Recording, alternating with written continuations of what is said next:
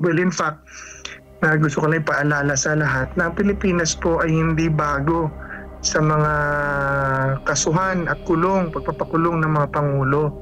In fact, naging masamang tradisyon na po ito rito sa ating bansa. 4 na presidente na po ang kinakasuhan, pinarurusahan at nakakalaya dito. Ulitin ko President Marcos Sr. Diba? May kaso dito yan pero umalis. President Erap, President Gloria Macapagal Arroyo, President Duterte, nakasuhan. Yung dalawa, maliban kay President Duterte, nakasuhan, nakulong, nakalaya, nakakandidato pa ulit. So that is a full circle, only proving that the Philippines has the ability to try high-profile cases. Dahil natatapos ang buong circle, nakakasuhan, nakukulong, nakakalaya at nakakatakbo pa ulit. Kung maalala nyo, si President Arroyo was incarcerated in a hospital.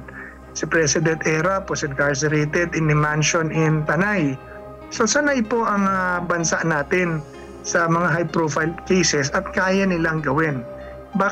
Bakit si Presidente Duterte iniba ng gobyerno pong ito?